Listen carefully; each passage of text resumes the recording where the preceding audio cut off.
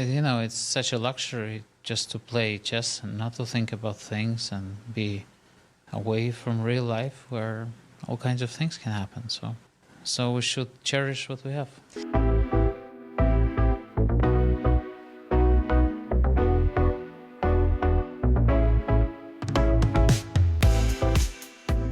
Welcome to the third episode of the Chess News podcast, which of course is mostly about Daniel Naroditsky. I wanted to start with Aronian's comment because it is so true.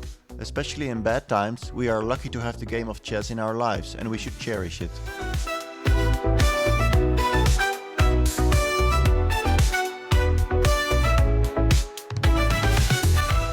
It's been exactly a week since the terrible news broke that Daniel Naroditsky had died at the age of 29. The chess world is still in shock and mourning the death of a brilliant and wonderful young man. At the same time, there is a lot of anger toward especially Vladimir Kramnik, as many believe that the former world champion has been too harsh upon Naroditsky, but there is also anger toward FIDE and how it has been dealing with the whole situation.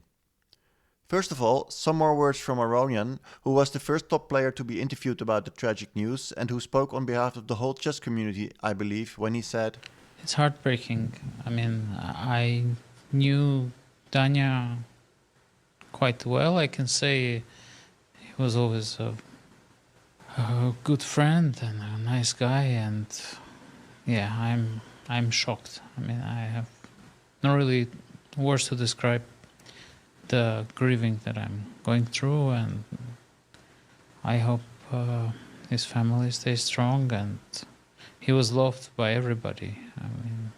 It's really worst possible news." The amount of reactions and tributes that kept pouring in from all over the chess world, mostly on X, the former Twitter, were unprecedented.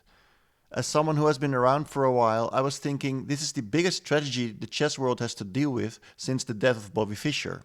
I have not witnessed anything like this since 2008. It really speaks of the popularity of Danya. One reaction came from Alireza Firouzja. He revealed something that I didn't know, that Naroditsky had worked as his second during the recent Grand Swiss. Firouzja wrote, "Words can't describe how heartbreaking the passing of my coach Daniel Naroditsky is. Just a few days before the Grand Swiss tournament in Uzbekistan, which took place a little more than a month ago, I asked him to coach and accompany me. Even though it was a last-minute request and he had to travel across the world to reach Samarkand, he booked his flight and figured everything out within hours. That's who he was, always there, never hesitating to help. We spent an amazing half-month together. I'll always be grateful for those days and everything I learned from him. Danya was the most genuine person I have ever known. I'll never forget our late-night bullet matches over the past 10 years. He was the only person in the world who regularly beat me in those. Danya, your legacy lives on forever. I'm sure somewhere up there you're playing Blitz and discussing history with the greats." While most reactions were the sharing of emotion and memories, one strong grandmaster went further. Nihal Sarin from India, who happened to play the very last games on chess.com with Naroditsky before he died, was the first to signal the issues Danya had been dealing with. On X, Nihal wrote, "Completely heartbroken. Daniel was not just someone I played thousands of games with on chess.com and Lichess, he was a brilliant mind and a gifted teacher. The relentless, baseless accusations and public interrogations he faced in recent months caused him immense pressure and pain. This has to stop. When respected figures spread unfounded allegations without accountability, real lives are destroyed." Daniel's smile faded after the attacks began. We all saw it. The chess world has lost one of its brightest lights, someone who made our game accessible to millions. Rest in peace, Danya, you deserved so much better. While not mentioning his name, it was clear that Nihal was referring to Vladimir Kramnik. It's important to realize that Naroditsky already signaled the huge effect that Kramnik's tweets had on him, and the fact that many people seem to believe Kramnik.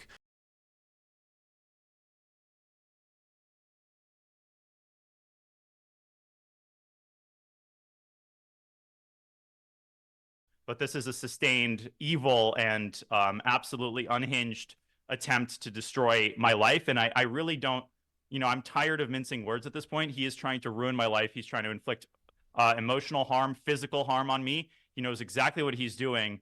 And this is one of the most wicked people that I've ever dealt with. I'm not trying to seek attention with this, but the people who are buying into this narrative, they exist at many levels, including at the very top level, and they include a large number of chess fans. Like, this is doing very serious damage and actual damage. It's not just like bots or, Russian spies who are believing Kramnik. He has a lot of authority. He's a fucking world champion. 6 months later, in an interview with Dina Belenkaya published on April 12, 2025, Naroditsky spoke about it as well. It seemed that he had the worst behind him, but now we know this was not the case. It was among the most difficult periods of my life, and I don't say that lightly. That people are actually believing this. And I know I've never cheated in a single game, right? So, and not only that, Dina, that I play OTB chess, OTB Blitz. I live for that. There's a bullet match over the board against Fabiano Caruana, which I won. I'm just as good OTB as I am online. And then when this dragged on and I felt like super GMs were starting to question my integrity, it was such a shell shock. It was everything I built was crashing down because of what? Where are the defending voices? Why is this happening? I'm still recovering from it, to be honest. Where are the defending voices seems like an important phrase here. Elsewhere in the interview, Naroditsky acknowledges that Hikaru Nakamura has always defended him publicly, but other top players did not, at least not out in the open. In an interview with Take, Magnus Carlsen stated that maybe he should have. In private, I expressed that, I was sorry for what he was going through and supported him. Probably should have done that publicly as well, but I think people can understand some of the reasons why I was reluctant to sort of do that fight more publicly. This question of whether Naroditsky got enough support during the difficult time that he went through became more topical when FIDE CEO Emil Sutovsky posted a tweet that started with, "Amount of love given to Dania post-mortem is unprecedented. I can't recall anything of the kind. But here is the problem, where all of you were when Dania was alive and unwell."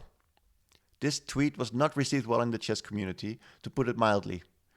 Online streamer Nemo called for Sutovsky's resignation, saying, "You are the CEO of the governing body of chess, and in your first real comments since the passing of one of our greatest talents, coaches and ambassadors, you decide to blame the public when you have absolutely no idea who Dania had been in contact with?" Sutovsky subsequently blocked Nemo on Twitter, something we've seen Kramnik do oftentimes as well. When somebody replies with criticism, they get blocked. Sutovsky's tweet was tasteless indeed, if only because of its timing. At a point where everyone was still clearly mourning, in disbelief and incredibly sad, to start pointing fingers like that is just absurd. There's one aspect of the tweet, however, that actually makes some sense, which is to realize that all of us knew that unpleasant things were going on for a while. I believe the Carlsen-Niemann scandal, for example, could have been handled better, and even my own company, chess.com, could have done things better, especially in terms of communication. The main thing was that it was about accusations of over-the-board cheating with, let's put it this way, unconvincing evidence. Don't forget that Magnus Carlsen was never punished for doing so, even though FIDE has clear fair play rules that say something about accusing without evidence. He was punished with a €10,000 fine for withdrawing from the Sinquefield Cup, not for his allegations.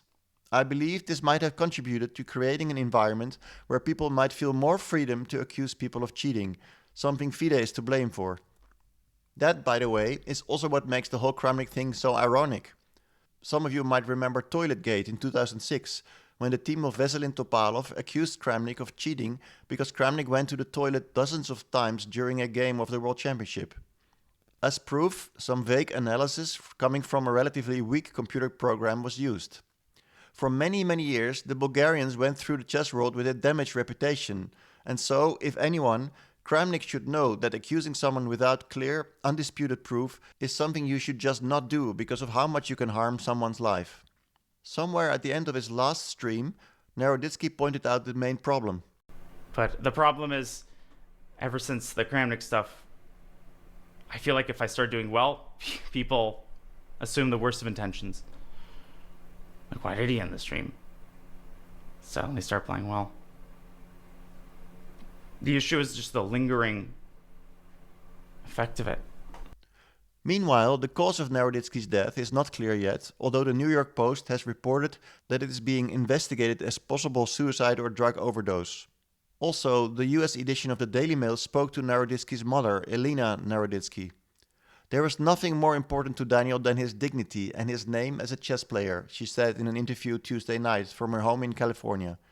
And the ex-world champion was trying to say he's a cheater. Daniel tried to defend himself so much. The whole world was on Daniel's side. He played more and did more and more because he was trying to prove that he is not what he was accused of. Quite soon after Naroditsky's passing, FIDE announced that it will establish a special prize in memory of Naroditsky, and later in the week it was also revealed that FIDE has put Kramnik under investigation. The fact that this was reported by CNN goes to show how big news Daniel's passing was. Media from all over the world have reported on it. Speaking to CNN's Jake Tapper on The Lead on Wednesday, FIDE President Arkady Dvorkovich said that FIDE thought that Vladimir's accusations were reckless and ungrounded. He added, "Our Fair Play Commission is looking into that, and I personally and our management board decided to pass it to our Ethics Commission for investigation, an independent investigation. We do believe that any kind of bullying or harassment is intolerable in any live activity, in sports, in chess in particular. Of course, the main question here is why couldn't they start the investigation earlier?" Meanwhile, Russian media have also reported that Kramnik, in his turn, is now suing FIDE. Also, Reuters has reported on Saturday that Kramnik has asked Swiss authorities to investigate threatening messages posted online, saying that he and his family had received hundreds of terrifying private messages and public comments on social media, many of them calling for his death or urging him to take his own life. As much as you are against Kramnik, I hope my listeners all agree that sending death threats against him is very, very wrong. Meanwhile, throughout the week I've also been thinking about David Navara. The Czech grandmaster has some similarities with Naroditsky. Both are incredibly kind people. Both have been, well, at least connected to the topic of cheating by Kramnik, and both have been clearly suffering from it. I briefly spoke to Navara for this podcast. You had your own involvement with Mr. Kramnik, and I was wondering if this is still dominating your thoughts? No, it's luckily not dominating my thoughts, but of course, after this sad death of Daniel Naroditsky, I was thinking about the topic more again.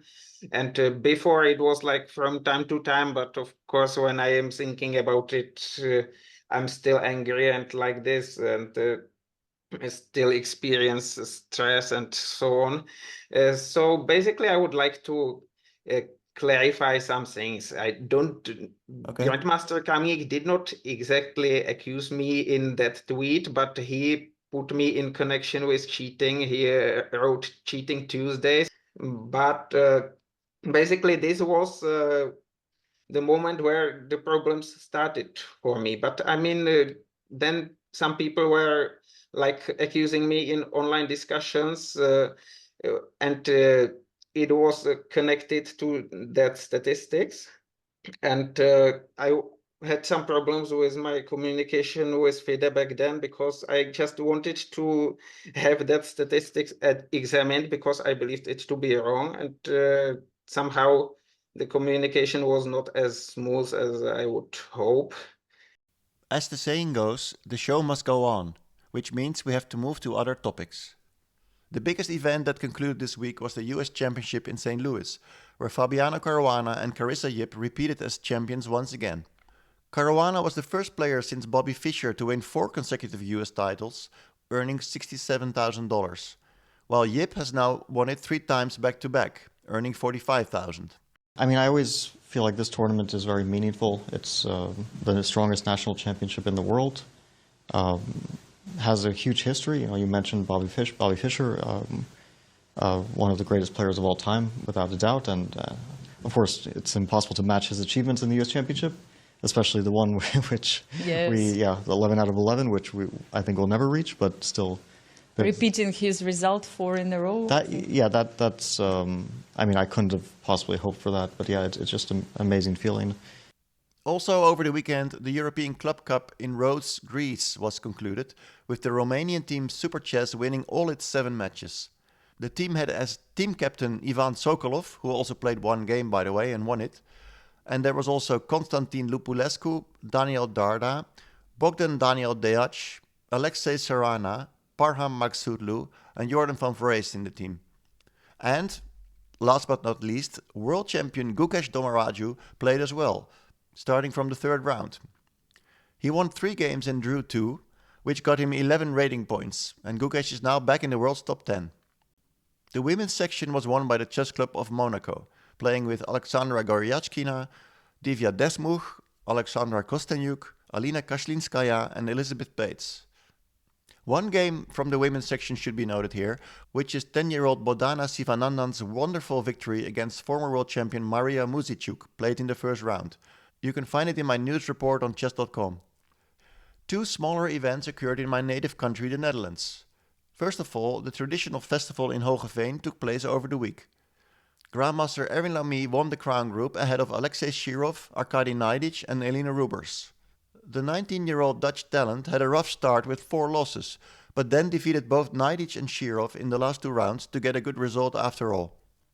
On a final note, I also want to mention the Amsterdam Chess Open, a relatively new weekend tournament in the Dutch capital where I work as the press officer.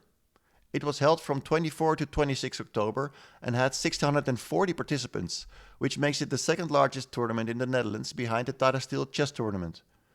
Quite an achievement for what was only its 3rd edition.